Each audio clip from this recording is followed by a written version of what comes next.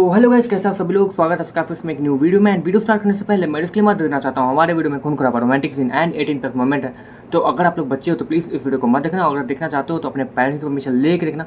चलो video enjoy करो and bye, Tata.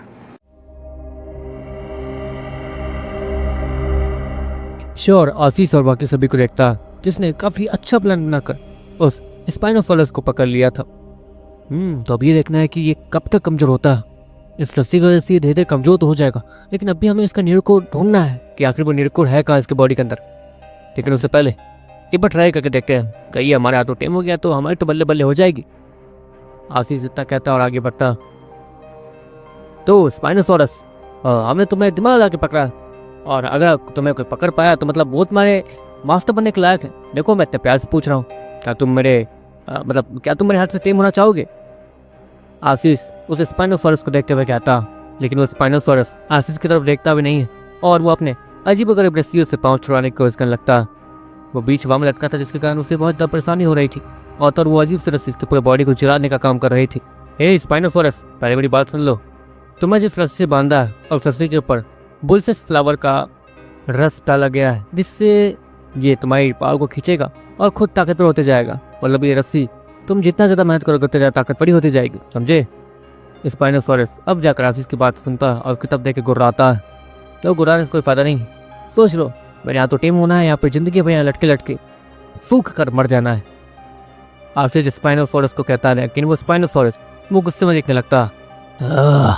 इन इंसानों की तो, इन लोगों ने मेरे साथ पता नहीं क्या किया। बुलसेस फ्लावर से सभी लोग दूर रहते हैं, क्योंकि बुलसेस फ्लावर आसपास के लाइफ फोर्स को कंज्यूम करके अपने आप को ताकतवर बनाती है, और ये रस्सी उसी से बनी है। मतलब मैं यहाँ से बच के जा पाना नामुमकिन है, और मेरे अंदर अब इतनी ताकत भी नहीं रही है कि मैं इस रस्सी को तोड़ पाऊँ। इन लोगों ने मुझे आसमान में लटका कर मुझे अच्छा फंसाया है, इसलिए मैं रस्सी तोड़ भी नहीं सकता हूँ, न ही अपनी ताकत का इस्तेमाल कर सकता हूँ। वो स्पाइनोसॉरस उल्टा लटके हुए और नीचे देखते हुए कहता, एक बार यहाँ से आजाद हो जाऊँ, फिर इन इंसानों को कच्चा चबा जाऊंगा, और उस इंसान को जो मेरे सामने इतना बकवास कर रहा है, उसके तो एक एक हिस्से को तब तक उखाड़ूंगा जब तक कि वो मर नहीं जाता, तड़पाऊंगा उसे। स्पाइनोसॉरस गुस्से में आशीष को देखते हुए कहता, लेकिन वो स्पाइनोसॉरस जो भी कह रहा था वो कोई नहीं सुन सकता था। उसे उन सभी को सिर्फ गुर्राने की ही आवाज़ आ रही थी स्पाइनोसॉरस से, लेकिन श्योर स्पाइनोसॉरस क्या क्या बोल रहा है वो सुन पा रहा था। अच्छा आशीष, देख के लग नहीं रहा है कि ये तुम्हारे हाथों टेम होना चाहता है या फिर तुम्हारे सामने झुकना चाहता है, तो आगे का प्लान क्या है? श्योर आशीष से कहता, मेरा प्लान तो ये है कि इसे कमज़ोर होने देते हैं, कमज़ोर होने के बाद इसे टेम कर लें, क्योंकि ये कमज़ोर होकर मरना तो नहीं चाहेगा, लेकिन इसके कमज़ोर होते होते तब तो बहुत ज़्यादा टाइम लग जाएगा। और तो और वो दूसरा डायनासोर जो कि बहुत ज़्यादा ताकतवर है और यहीं पे थोड़ा ही आगे रहता, वो यहाँ आ जाएगा, और उससे तो सभी लोग दूर ही रहते हैं। तो हमारे पास उतना समय नहीं है, ना इसे टाइम करेगा ना ही कुछ, तो हम सब इसके नीडो लिक्विड को ही हासिल करेंगे। बस ढूंढना ये है कि इसका नीडो लिक्विड है कहाँ, और तो और इसका मुंह तो खुला ही हुआ है, जिसके कारण यहाँ पे हमला भी करेगा अगर इसके हम लोग पास जाएंगे तो। और हमारे पास दिन के 3-4 घंटे ही है बस, वरना वो डायनासोर यहाँ आ जाएगा, वो ताकतवर वाला। ऐसे उसे तो हमने आज तक देखा नहीं है कि वो कौन सा डायनासोर है, लेकिन ज़्यादातर लोग कहते हैं कि उस डायनासोर का नाम एलोसोरस है। हाँ, एलोसोरस तो बहुत ज़्यादा हाइट में छोटे होते हैं और फुर्तीले भी होते हैं, और बहुत ज़्यादा डरावने और खूंखार भी। एक तरीके से उसके सामने आज तक जो भी ह्यूमन आया है वो तो मारा ही गया है। उसके बॉडी के कुछ छोटे मोटे पार्ट से आज तक हमें मिल पाए, इसलिए उस डायनासोर से दूर रहना ये हमारी पहली प्रायोरिटी होगी। और उस नेरुको को ढूंढना कैसे ढूंढे? चलो सभी लोग उस नेरुको को ढूंढना शुरू कर देते हैं, लेकिन उन्हें कहीं भी उस स्पाइनोसॉरस का नेरुको मिलता नहीं। अरे यार, ये तो हमें अपने पास आने ही नहीं दे रहा है, तो हम अच्छे से चेक नहीं कर पा रहे कि आखिर इसका नेरुको है कहाँ इसके बॉडी में। पकड़ तो लिया है लेकिन नेरुको मिल नहीं रहा। 2 घंटे ऐसे ही बर्बाद हो गए, और अब तो उस तरफ से अजीबोगरीब रोशनी भी आनी शुरू हो गई है। हमें यहाँ से निकलना होगा। शिवांश आशीष से कहता। दूसरी तरफ वो स्पाइनोसॉरस वो स्माइल कर रहा था, क्योंकि उन इंसानों को स्पाइनोसॉरस का कोई निरको दिख नहीं रहा था, और ना ही वो लोग निरको लिए बनाए जाएंगे, या फिर चले भी गए तो शायद स्पाइनोसॉरस ही बचेगा। दोनों तरफ से स्पाइनोसॉरस बच रहा है तो स्पाइनोसॉरस को कोई परेशानी है नहीं, लेकिन उसका निरको लिक्विड वो इन इंसानों को मिलना नहीं चाहिए, वो बस इतना ही चाहता था। श्योर भी काफ़ी देर से बैठकर उन्हें देख रहा था, और मैग्रॉन भी। मुझे लगता है कि इन लोगों को इस स्पाइनोसॉरस का निरको मिलेगा, मक्का इनकी मदद करनी ही होगी। श्योर इतना कहता अपने जगह पर खड़ा हो जाता है, और ब्लैक स्नेक की जीन्स को कंबाइन करने के बाद वो ये देख पाता है कि उस स्पाइनोसॉरस का निरको उसके आंखों के ठीक बगल में, और वो स्पाइनोसॉरस भी बहुत चालू था, वो अपने आंखों को बार बार खोल बंद कर रहा था, जिसके कारण कोई भी उसके आंखों की तरफ देख नहीं रहा था कि वहाँ पर वो न्यूरोकॉल हो सकता है या नहीं। कोई भी उस चीज़ पे गौर कर ही नहीं पा रहा था, क्योंकि वहाँ की स्किन तो ऑटोमेटिक हिली रही थी उसकी आंखों के खोल बंद करने के चक्कर में। सुनो, मुझे उसका न्यूरोकॉल दिख गया। श्योर जैसे ये कहता, आशीष, शिवांश और वो आंसू श्योर को देखने लगते हैं। कहाँ, जल्दी बताओ।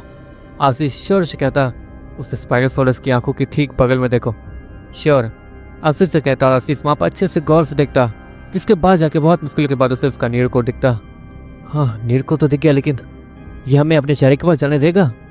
आशीष श्योर और बाकी सभी को देखते हुए कहता, एक काम करो, वो मुझे लाओ।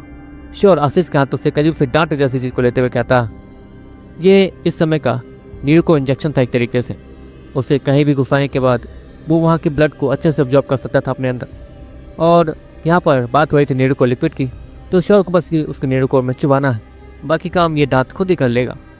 श्योर एक लंबी सी जंप लगाता और उस स्पाइनोसॉरस के मुंह के पास जाने लगता। वो स्पाइनोसॉरस श्योर को अपने करीब आता हुआ देखकर अपने मुंह को खोल लेता ताकि वो उसे खा सके। अरे पागल मत बन, क्या कर रहा है? आशीष चिल्लाते हुए श्योर को कहता है, लेकिन श्योर स्पाइनोसॉरस के मुंह पास पहुंचने के बाद उसके मुंह को इतनी कस के पकड़ता है कि वो स्पाइनोसॉरस अपने मुंह को खोल ही नहीं पाता।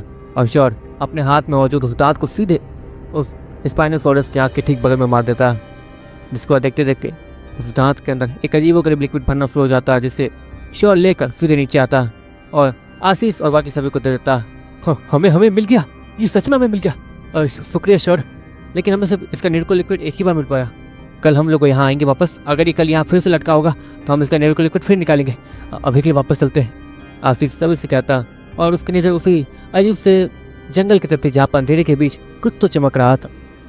हाँ चलते हैं, शिवांश भी आशीष से कहता और उसे जल्द से जल्द चलने के लिए कहने लगता है। श्योर और मैगन भी उन लोगों के पीछे पीछे जाने लगते हैं। श्योर एक बार पलट कर पीछे देखता, एलिसोरस, इसके बारे में मुझे अच्छे से पता करना होगा अपने समय में जाकर, जिसके बाद ही मैं शहर निकले आऊँगा। श्योर मन ही मन कहता। देखते देखते वापस आने के बाद श्योर को कबीले के एंट्री पे ही एक लड़की दिखती है, और ये वही राजकुमारी पलक थी, जो कि श्योर को देखने के बाद गुस्से में दिखने लगती है।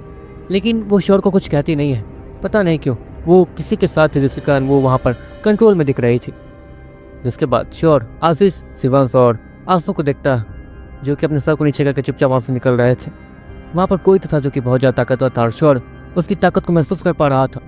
राजकुमार रसित, वहाँ पर किसी ने हमला किया है, समझ नहीं आ रहा कि आखिर वो है कौन, लेकिन हमें जल्द से जल्द वहाँ चल के देखना होगा।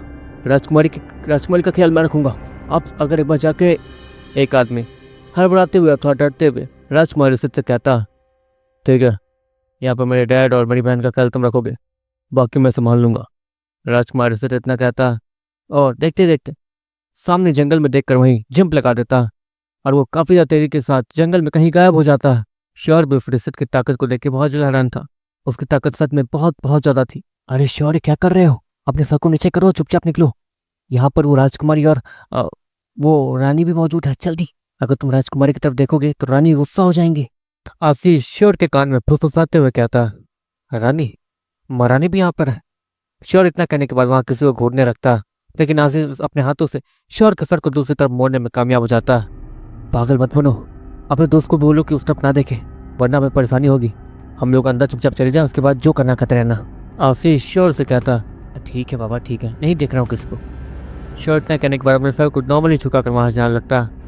रुको, पीछे से एक अजीब सी सख्त आवाज़ आती है, जिसके कारण श्योर को रुक कर पीछे देखना पड़ जाता, जहाँ पर वो महारानी श्योर को देख रही थी, और पलक महारानी को, मतलब अपनी मॉम को देख रही थी कि आखिर उसकी मॉम ने श्योर को रोक दिया। जिसके बाद वो महारानी श्योर के सामने चलते हुए आती है। तुम्हें क्या लगा कि मेरी नज़रों से बच जाओगे?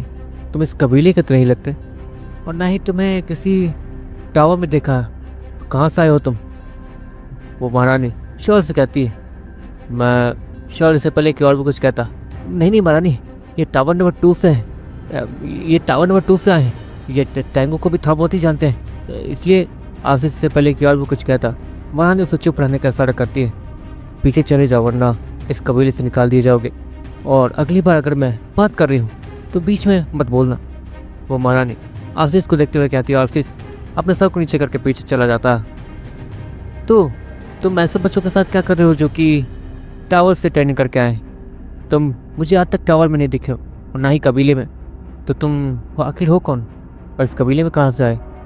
वो महारानी श्योर को देखते हुए कहती है, मैं इस कबीले में टेस्ट लेके आया हूँ, आप चाहे तो यहाँ के सिपाहियों से कह सकती है। और आपकी बेटी राजकुमारी, मतलब यहाँ की राजकुमारी, उन्होंने भी मेरा टेस्ट लिया था, आप चाहे तो उनसे पूछ सकती है। या फिर अपनी बेटी के सिपाहियों का हल देखने के बाद आपको पता चल ही गया होगा कि मैं टेस्ट में पास हुआ था या नहीं। श्योर उस महारानी को देखते हुए कहता है, और वो महारानी पीछे पलक को देखती है। ऑफकोर्स पलक ने अपने सैनिकों के बारे में अपनी मॉम से क्या क्या झूठ बोले थे, अब जाकर उसकी मॉम को पता चल रहा था। जब पलक और बाकी सैनिक वहाँ पर काले मुंह को लेकर आए थे, और क्योंकि श्योर ने अपने ठंडा एलिमेंट का इस्तेमाल करके उनकी पूरी भुर्जी बना दी थी, तो वैसे हालत में उन सभी के सामने जाने के बाद वहाँ पर पलक ने सभी से ये कहा कि फायर एलिमेंट वाले किसी बीस्ट के साथ उन लोगों का सामना हो गया था, बस। इसके बाद अभी जाकर पलक की मॉम को सब कुछ पता चल रहा था। अच्छा, तो ऐसी बात है, मतलब अगर ऐसा काम करने में कामयाब हुए हो, मतलब हमारे कबीले में रहने लायक तो हो। वो महारानी श्योर से कहती है, और श्योर अपने सर को नीचे करके उन्हें इज्जत देता। सर झुकाने की जरूरत नहीं है, ऐसा कोई जिसके पास टैलेंट हो उसे किसी के सामने सर झुकाने की जरूरत नहीं है। और ये तुम्हारा दोस्त है? महारानी मैगोन की तरफ इशारा करते हुए कहती है, जी ये मेरा दोस्त है, और ये हम दोनों हमेशा साथ में ट्रैवल वगैरह करते हैं, और हम लोग बस अपनी ताकत के लिमिट को कंप्लीट करने के बाद यहाँ से चले जाएंगे। श्योर उस महारानी को देखते हुए कहता है, प्लान तो अच्छा है तुम्हारा, लेकिन जेब्रॉन लेवल 6 या 7 हासिल करने के बाद ही तुम किसी अगले कबीले में जा सकते हो, क्योंकि वहाँ के कबीले वाले जेब्रॉन लेवल 6 या फिर 7 वालों को ही एंट्री देते हैं। जेब्रॉन लेवल 6 करने के बाद तुम्हें फिर भी उन्हें साबित करना होगा, लेकिन जेब्रॉन लेवल 7 तुम्हें उन्हें कुछ ही साबित करने की जरूरत नहीं पड़ेगी, थोड़ी बहुत कारनामे दिखाकर भी तुम वहाँ एंट्री ले सकते हो। हमारे परिवार को तो यहाँ पर इस कबीले को चलाना है, इसलिए हम लोग कभी आगे गए ही नहीं, और अपने कबीले को हम लोग का हमेशा अच्छा बनाने में लगे रह गए। वैसे बुरा ना मानो तो तुम हमारे साथ हमारे महल में रह सकते हो, और कुछ दिन बाद एक छोटा सा टूर्नामेंट भी है जो कि सारे टावर्स वाले बच्चों के बीच में होगा, और क्योंकि तुम भी छोटे भी हो, मतलब तुम भी उन्हीं के वर्क हो, तो तुम भी चाहो तो उस टूर्नामेंट में हिस्सा ले सकते हो। वो महारानी श्योर से कहती है, माँ आप ये क्या कर रही हैं, आप बाहर वालों को हमारे टूर्नामेंट में क्यों हिस्सा लेने दे रही हैं? पलक अपनी माँ से कहती है, तुम चुप रहो, तुमसे तो मुझे घर जाके बात करनी है। वो महारानियाँ पलक से कहती है, और पलक अपने सर को नीचे कर लेती है। महारानी बुरा मत मानिएगा, पलक को देख के लगता नहीं कि वो आपकी बेटी है, लगता है वो अपने डैड पे गई है। श्योर हंसते उस महारानी को देखते हुए कहता, सच का वो अपने डैड पर ही गई है। वैसे तुमसे बात करके मुझे अच्छा लगा, तुम्हें अगर किसी भी चीज़ की ज़रूरत हो तो तुम हमारे महल आ सकते हो, हमारे महल के दरवाजे हमेशा तुम्हारे लिए खुले रहेंगे, और हो सके तो टूर्नामेंट में हिस्सा ले ही लेना, इसी बहाने तुम्हारे कुछ नए दोस्त या फिर तुम्हारी नई टीम भी बन सकती है, क्यों? वो महारानी श्योर से कहती है, जी आप जैसा कहें। श्योर हाँ मैं अपने सर को हिलाते हुए उस महारानी से कहता, वैसे मैं अभी अपने नए दोस्तों के साथ ही खुश हूँ, और मैं कहीं जाना नहीं चाहता हूँ, तो मैं अभी के लिए चलता हूँ। श्योर उस महारानी से कहता, और फिर वहाँ से पलट कर अपने दोस्तों के साथ जाने लगता है। दूसरी तरफ वो महारानी श्योर को देखती है, ये लड़का टैलेंटेड है, लेकिन इतना ताकतवर नहीं कि हमारी मदद कर सके। कोई ऐसा होता जो कि हमारी मदद कर सके तब तो बहुत ज़्यादा आसान होता हमारे लिए। वो महारानी मन ही मन सोचती है, और श्योर को जाते हुए देखती रहती है। दूसरी तरफ श्योर तीखी आंखों से आशीष और बाकी सभी को देख रहा था। तुम टैंगो को जानते हो? नहीं थोड़ा बहुत जानता हूँ। टावर नंबर 2, क्या बात है? आशीष श्योर से कहता, वैसे वो तो अच्छा है कि राजकुमारी तुम पे गुस्सा है, लेकिन महारानी नहीं। महारानी अगर तुम पे गुस्सा हो जाती तब तो परेशानी होती तुम्हारे साथ, हमें भी। हाँ थैंक गॉड, लेकिन बच गए हम लोग। और भी कोई झूठ वगैरह बता रखा है तो सच बता दो अभी, क्योंकि हर बार महारानी के सामने मैं ऐसे कूदने नहीं वाला हूँ बिना सच जाने। वो आशीष श्योर से कहता, नहीं सारी चीज़ें तुम्हें पता चल चुकी हैं, बस मेरे पास और कोई झूठ नहीं है। श्योर उस आशीष को देखते हुए कहता, वैसे तुम्हें झूठ कहा क्यों? आशीष श्योर से कहता, बुरा मत मानना, बार बार रहने के लिए घर वर या फिर कोई कमरा नहीं था, तुम हम लोग हमें अच्छे लगे, बदले में तुम्हारी मदद भी कर दी, और बहुत कुछ। श्योर उस आशीष को देखते हुए कहता, मदद तो हुई है हमारी तुम्हारी वजह से, ठीक है अभी के लिए बहुत थक गए, हम सभी बहुत थक गए, एक काम करते हैं पहले इस न्यूको लिक्विड को मैं इस्तेमाल करता हूँ, क्या कहते हो? और अगर अगले दिन वो हमें फिर वहाँ मिला तो दूसरा न्यूको लिक्विड सिवा से इस्तेमाल करेगा, और तुमने तो अभी तक न्यूको जनरेट किया नहीं, तो तुम्हारे हिस्से का न्यूको लिक्विड हम लोग बचा कर रखेंगे। इतना कहने के बाद आशीष उस न्यूको लिक्विड को अपनी न्यूको में इंजेक्ट कर लेता। उस डार्ट को सीधे अपने न्यूको में घुसाने के बाद देखते देखते आशीष की ताकत बढ़ने लगती है, और वो ब्रेक थ्रू कर लेता, और उसकी ताकत जेब्रॉन लाल पे पहुंच जाती है। फाइनली मैं जेब्रॉन लाल पहुंच गया, अब हमें बहुत सारे फायदे होंगे यहाँ पर। सुनो मैं जबरों लेवल पहुंच चुका हूँ। अरे सुनो, मुझे वो लड्डू अच्छा लगता है, क्या वो लड्डू मुझे दे सकते हो? आशीष ग्राउंड के बीच में चिल्लाते हुए चला जाता है। अरे हाँ हाँ, क्यों नहीं, ये तो आपके लिए है। वो दुकानदार भी लड्डू फ्री में उस आशीष को दे देता है और आशीष वो लड्डू अपने सारे टीम मेट्स में, मतलब अपने दोस्तों के बीच बांट लेता है। शोर को भी कुछ लड्डू मिलते हैं। शोर भी उन्हें खाने के बाद अपने कमरे में चला जाता है। ठीक है, कल मिलेंगे, शोर सभी से कहता। और देखते देखते दिन हो जाता है और शोर और बाकी मैग्रॉन टेलीपोर्ट होने के बाद अपने समय में वापस आ जाते हैं। अपने समय में वापस आने के बाद शोर कमरे में काव्या और उसके डैड मतलब उस डीमन को देखता, क्योंकि ऐसे ही टाइम पास कर रहे थे और खेल रहे थे। ठीक है, क्या मेरी बहन का कॉल आया था? श्योर, उस डीमन से कहता। नहीं, अभी तो नहीं आया। वो डीमन भी श्योर से कहता। अजीब बात है, कॉल तो आ जाना चाहिए था। कुछ देर और रुक के देखते हैं, उसके बाद ही श्योर से पहले कि और भी कुछ कहता, अचानक से ही डोरबेल बजती है और श्योर उस दरवाजे को खोलता है जहाँ पर प्रीत खड़ी थी। हेलो सर, मतलब आज भी एलिमेंटल प्रैक्टिस के लिए चलना है ना? वो लड़की श्योर से कहती है, हाँ हाँ चलेंगे, लेकिन आज शायद मुझे कुछ दूसरे काम है। एक काम करो मैग्रॉन। और इतना कहने के बाद श्योर अपने रेड मंकी को बुलाता। सुनो, तुम अपने अर्थ एलिमेंट वाली प्रैक्टिस जाके कर सकते हो उस लड़की के साथ, और पूरे दिन भर में तुम लोग रिकवर कर करके कम से कम 3 या 4 बार एलिमेंटल प्रैक्टिस कर सकते हो। अर्थ एलिमेंट की अच्छे से प्रैक्टिस करना। श्योर उस रेड मंकी को कहता। ठीक है, चाहता हूँ तुम मुझे सकी के साथ फंसा दो। वो बड़ा रेड मंकी अपने हाथों को पंच बनाकर कहता, तो ठीक है, पहले बाहर जाओ। श्योर इतना कहने के बाद मैग्रॉन और रेड मंकी को घर के बाहर निकालता और दरवाजा बंद कर देता। अगले ही पल श्योर के उस डिवाइस से आवाज आने लगती है और वो उड़कर श्योर के हाथों में आता है। श्योर अपने बालों को ठीक करता और फिर उस डिवाइस को एक्टिवेट करता। चलो कंट्रोल रूम पहुंच जाओ डॉक्टर ऑर्गेनाइजेशन के। मैंने उस सलोना नाम के लड़की को वहां भिजवा दिया, तुम वहां पर जाकर उसे अपने साथ अपने घर ले आओ। उसका अच्छे से ख्याल रखना, ध्यान देना कि वो 1 महीने तक या फिर 2 महीने तक कहीं भी बाहर न जाए। वो बस घर में ही रह के आराम करे, बस इसका ख्याल तुम्हें रखना है। और उसी के साथ सारी जरूरी दवाइयाँ भी भिजवा दी हैं जो कि वहाँ नहीं मिल सकती। ठीक है? अनन्या श्योर से कहती है, जी दीदी मैं समझ गया और थैंक यू। श्योर अपनी बहन से कहता, ठीक है, और भी कुछ मदद चाहिए होगी तो बता देना। वैसे उड़ने में तो आसानी हो रही होगी, है ना? अनन्या श्योर से कहती, अरे हाँ हाँ, कैसी बात कर रही हैं आप?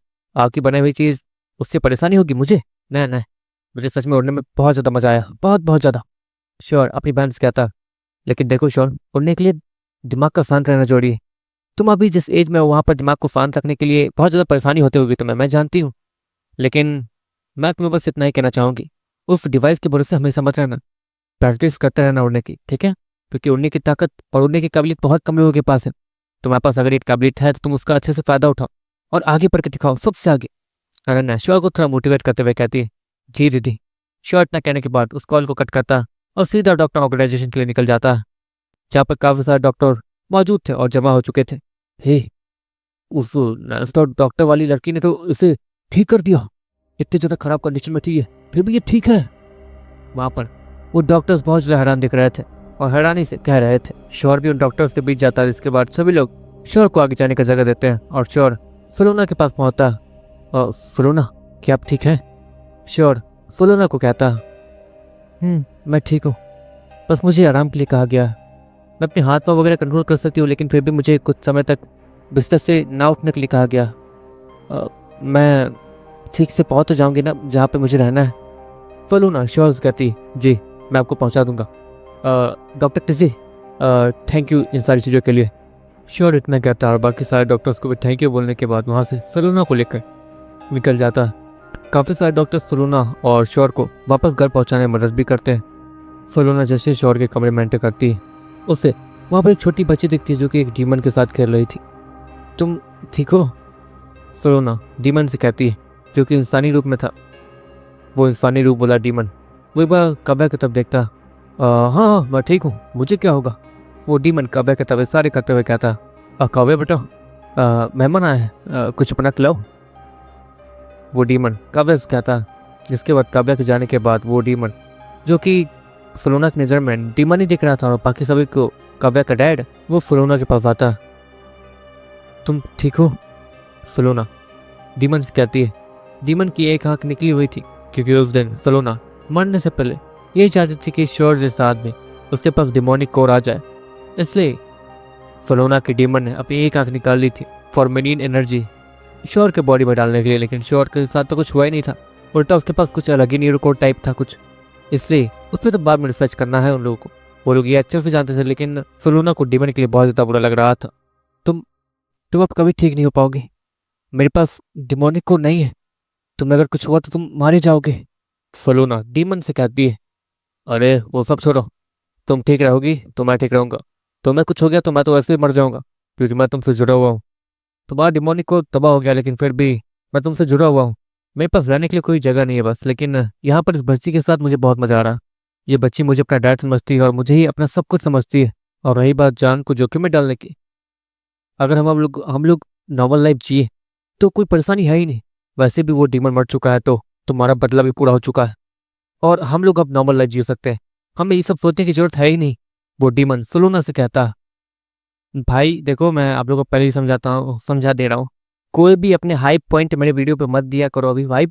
मैंने तुम लोगों को जिस वीडियो में मना किया था कि हाई पॉइंट मत देना, उसी वीडियो को हाइप दे दे के तुम लोगों ने टॉप 100 या फिर टॉप 50 के अंदर ऑलमोस्ट पहुंचा दिया है, मैंने देखा। ठीक है भाई, ऐसा मत करो, क्योंकि मैं जब ट्रेलर लॉन्च करूंगा तो उसको हर सप्ताह जो है टॉप 1 पे रखना है। ठीक है, हर सप्ताह एक नया ट्रेलर आएगा, उससे टॉप 1 पे पहुंचा देंगे हम लोग। ठीक है, तो होगा ये कि हम लोग का जो द डीमन कैप्चर स्टोरी है ये खतरनाक वाला, वो भाई पॉपुलर हो जाएगा आसानी से। ठीक है, बस हर वीक एक ट्रेलर बनाऊंगा मैं खतरनाक वाला और उसको टॉप 1 पे पहुंचा देना हम सबको मिलके। ठीक है, तो यही बताना था। एंड बाय, टाटा, सी यू, मिलते हैं नेक्स्ट वीडियो में। टाटा बाय बाय।